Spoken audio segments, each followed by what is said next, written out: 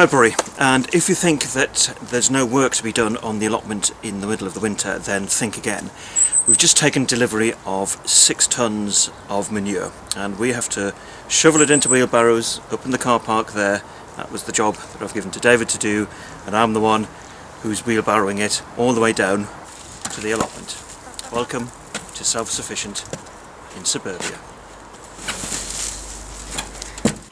One of the things that we've had to learn to do as a new hen keeper is to look after the health of our chickens. So what we're going to do now is give them some tonic, and that's it there. And it's actually apple cider vinegar. And what I'm going to do is put 10 millilitres of this into each litre of water that I'm about to give them.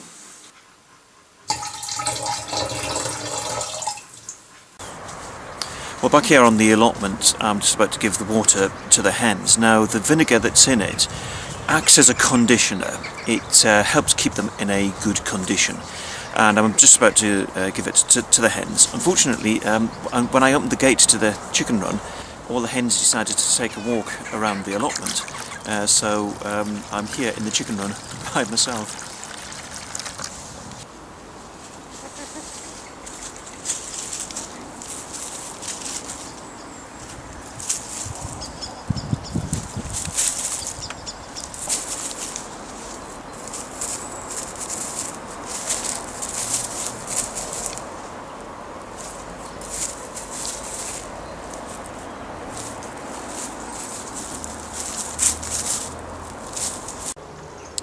Another 3 eggs from our hens here on the allotment.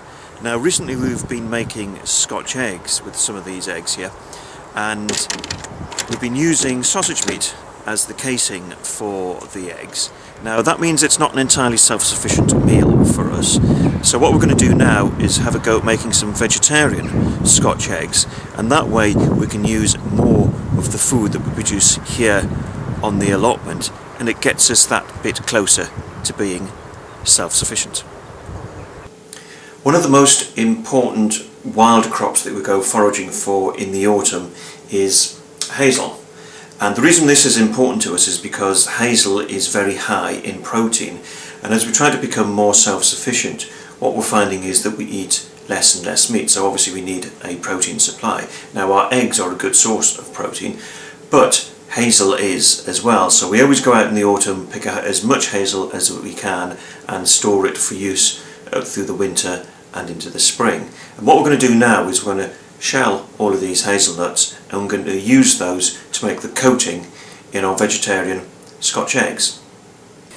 Once you've shelled the nuts, you need to coarsely chop them and then add them to a mixing bowl, and then add in some chopped onion as well, and then finally, for the dry ingredients, or almost dry, add in some breadcrumbs. What we're going to do is pour in some beaten egg into the mix, and that will help it bind together.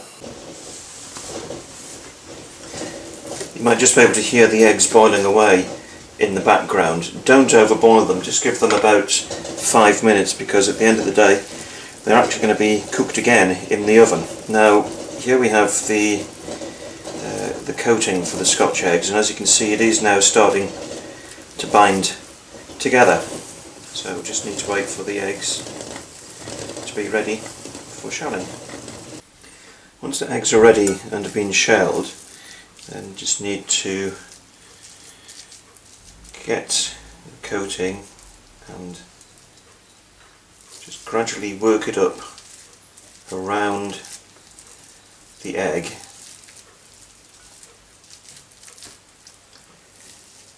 like so, until it's completely covered.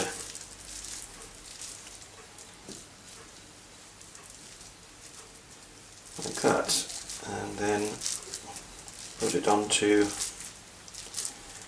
a lightly oiled baking tray. There we go, that's it, ready to go to the oven.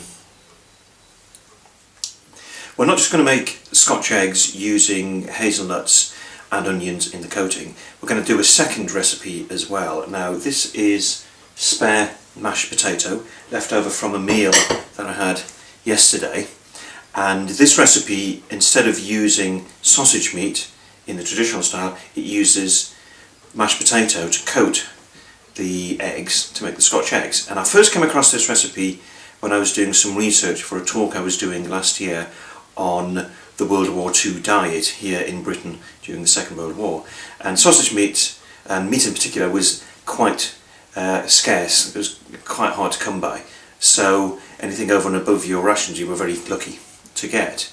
And people came up with alternatives, and this recipe is a World War II recipe that I found when I was doing the research last year. So, how to make veggie Scotch eggs using mashed potato.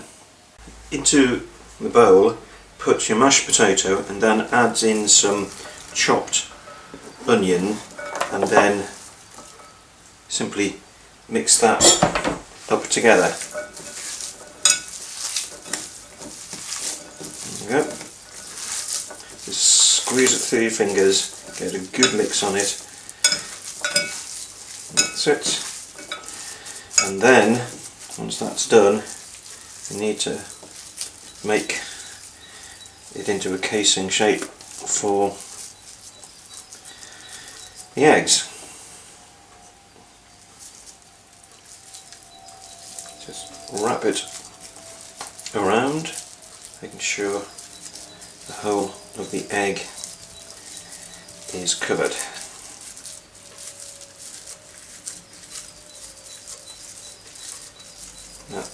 There we go. One more egg to use. We're going to beat this and dip the potato Scotch eggs into it to make sure that the breadcrumbs stick to them.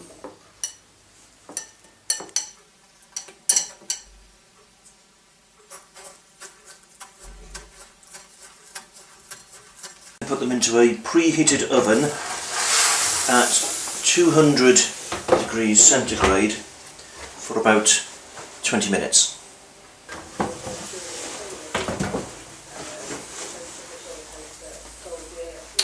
Well, these have now had just over 20 minutes, so I'll just check. Yeah, look as though they've got a nice crisp surface to them, so I think these are ready. Now, these are still hot, so I'll be careful with my fingers, but I'll open them up, see what they're like.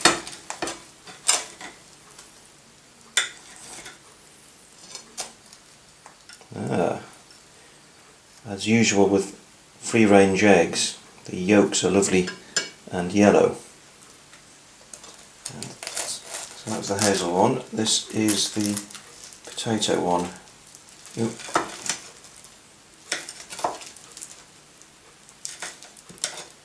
Doesn't quite hold together as well, but nevertheless, that looks rather nice. So I'm going to try some of this now. Right, well, here they are. I'm not going to eat all of these myself now, but I'm just going to try a little bit of each one. This is the hazel.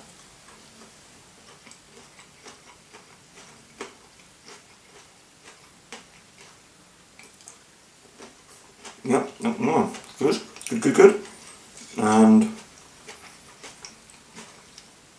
here's the potato. Yeah, really pleased with them. So, all of these ingredients came from the allotment. Totally vegetarian. Some of the ingredients are leftovers, so it avoids food waste as well. So, definitely a couple of recipes to try.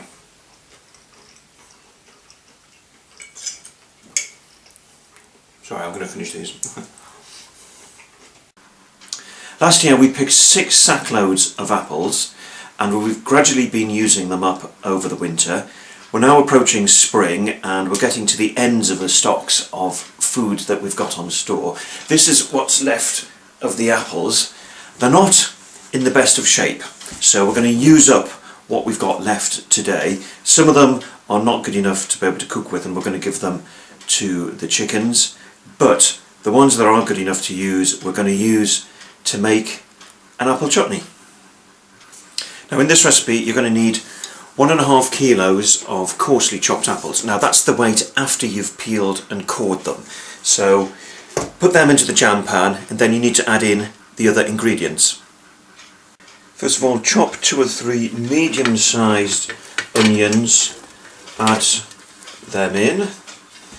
Then you will need 500 grams of seedless raisins and 750 grams of light soft brown sugar. Quick word about the spices to go in. I've got them all on a plate here.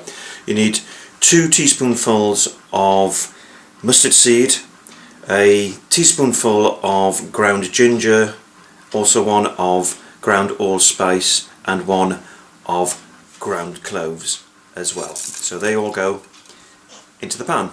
Well, the final ingredient is 750 millilitres of white wine or cider vinegar. Then apply heat and bring it up to the boil. Once it's come up to the boil, turn the heat down and let it simmer. And what you're going to try to do is get this liquid to evaporate off. This has now been simmering away for about 2 hours, so as you can see most of the liquid has now been driven off, and what's left has a consistency similar to that of a sauce. So this is now ready to go into sterilised jars.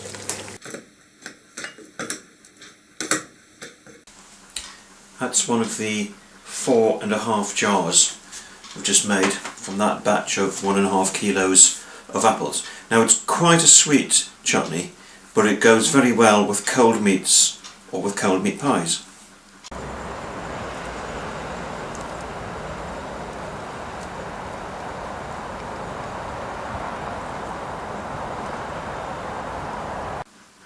With all the eggs that our hens are laying, even now in the middle of winter, we're going to have to try and use some of them up. So what I'm going to do today is make a couple of egg and bacon flans with a little bit of mushroom added in as well. And we've already made the flan dishes. This is just a shortcrust pastry. Basically, shortcrust pastry is take a weight of flour, half the weight of flour is margarine or butter or some kind of fat, mix them all up together, bit of water in to make it all come together as a pastry, roll it out with a rolling pin and then put it into your flan dishes. Chop some bacon and add it to the flan dishes, and then you need to add a mushroom.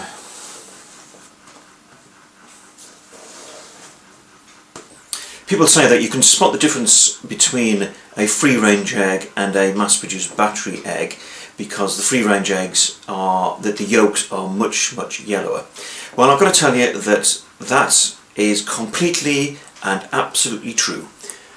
There's 6 of the eggs from our hens, and as you can see, lovely dark yellow yolks. So we're going to beat these up and we're going to pour those onto the flan. Now, one of the other things I've found people say is that the whites on free-range eggs are much thicker than they are on battery eggs, and I have to say that is again absolutely true. We've found that with our own eggs here, and the quality of our own home-produced eggs is vastly better than anything that we can buy from a battery farm in the supermarkets. Now to put them in the oven, they need to be in at 180 degrees centigrade for about 20 minutes.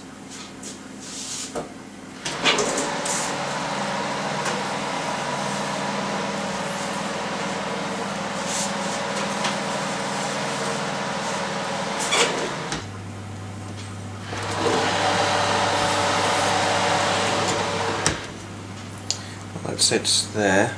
It's actually had a bit longer than the 20 minutes. It's been on for nearly half an hour now, but that is now ready.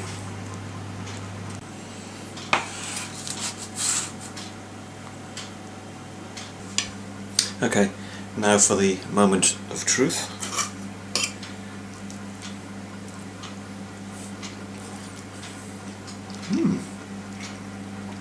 Yeah, definitely a good use of our hen's eggs.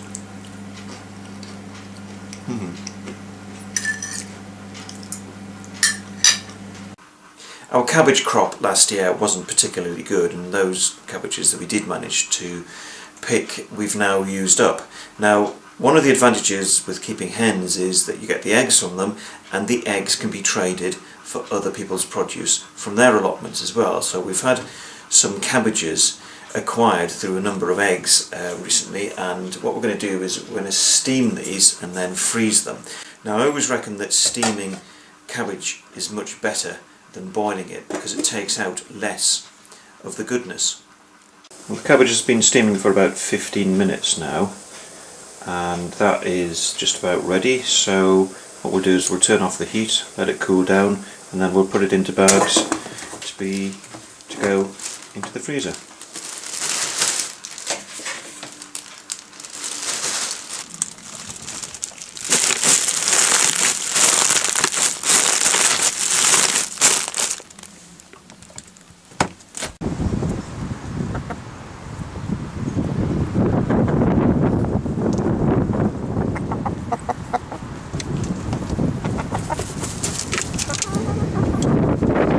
Our hens love doing is to have a dust bath, and they've been using this bit so regularly now for a dust bath that it's become a bit of a basin in the floor of the hen house. So it's nice and dusty there, nice and dry, so they really like doing it to pick up the soil a bit, but it's good for their feathers and it's good for their skin.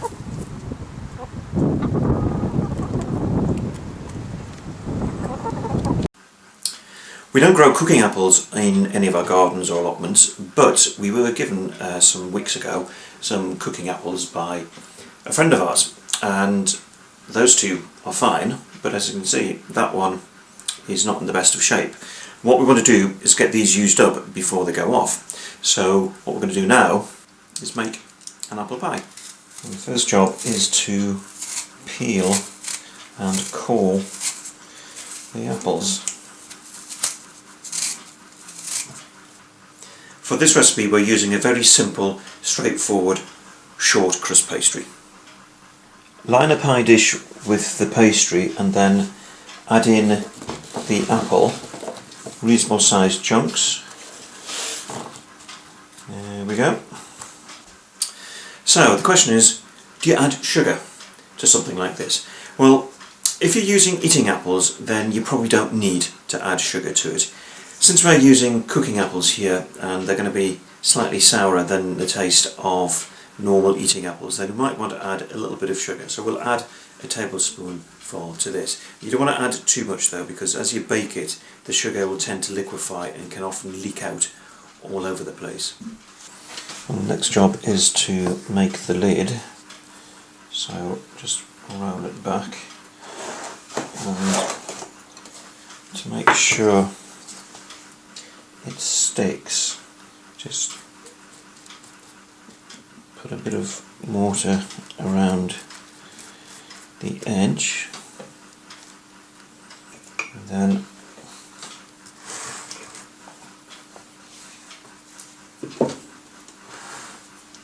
press it into place so that the pastry joins up.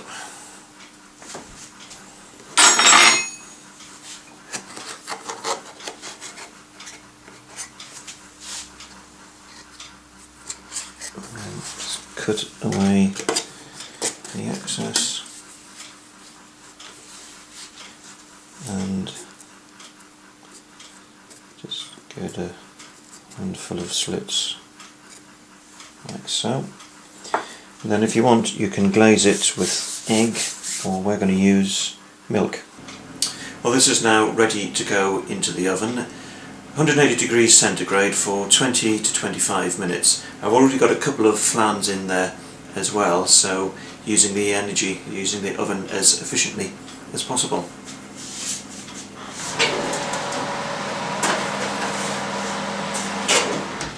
We check the apple pie a few minutes ago when it wasn't quite ready. So it's now had half an hour in the oven, so we're just going to check it to see if it's okay.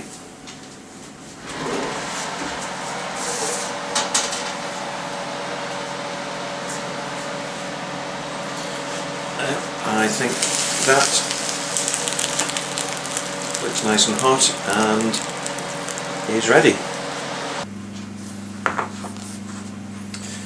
So what we're going to do is have this with homemade custard, but what we're going to do is have it as an egg custard. So that's the next thing we're going to make. This is Kylie. She's our best layer. She lays very regularly and she lays a good size egg as well, and she also likes attacking my coat. I'm just going to put her down for a moment. There she goes. Now, as I was saying earlier, she lays good size eggs, but over the weekend she laid rather an odd shaped egg, as you can see. It's almost like a lump of clay that you got in your hand and just squidged around a bit. And what has happened is that they've had a bit of a grit shortage. Now, this is some of the grit that we have here that we give to the hens, and we ran out last week and had to go out and buy some, and because they were a bit short of grit, that's why the egg came out slightly misshapen like that. Now, the hens need grit for two reasons. First of all, they need the hard grit like these oyster shell pieces here, and what that does is it gets into the digestive system and it helps break up the food that they eat. And they also have these small bits of, actually it's too small to see, if you just pick up a bit there, that is soft calcium. It's probably a bit of limestone, and that actually gets digested, absorbed into the body, and that's good for their bones, but particularly it's good for the shells as well. Those shells contain a lot of calcium, and if they're laying on a daily basis or nearly every day, then they're going to be using up a lot of calcium, and therefore when you're keeping hens you've got to make sure that they get their grit. Occasionally put a bit of grit into their meal with their pellets there, but what we do often do is have a bowl of it, a pot of it in the hen house, and they just peck away at that. We're here in the greenhouse on the allotment, and we are chitting the potatoes, which basically means giving them a head start off before we plant them. We put them into trays in a light room, so obviously the greenhouse is ideal for that, and from the eyes on them they start to grow shoots, and those shoots, once they're about 2 centimeters long, means the potatoes are ready for planting. So basically we're giving them a head start off before we put them into the ground. Now, the potatoes for us are our most important crop. As we try to become self-sufficient, the potatoes are an important source of carbohydrates for us, and basically you'll be hard pressed to find any plant that will produce more carbohydrates for us per unit of ground, per square meterage. You'd be hard pressed to get anything better than potatoes in terms of the quantity of carbohydrates they produce, and we use potatoes in a huge variety of meals. So if you want to be self-sufficient, one of the plants you definitely need to grow is potatoes. At Christmas I made the mistake of leaving a bag of potatoes to one side and then forgetting about them. It was very bad of me, because that could have meant that those potatoes were wasted, and all the effort that we went into growing them would have been lost. But that's them there. They've already sprouted, and that means that we can actually use them for planting. So we're going to lay them out here in one of the trays on the greenhouse table, allow them to chit a bit more, and then next month in March, or possibly if it stays cold, maybe in April, we'll get these planted ready for cropping in the summer. Well, that's it for Self-Sufficient in Suburbia in January and February. Join us again in March when we'll find out whether this mild winter we've been having extends into being a mild and warm spring. See you then.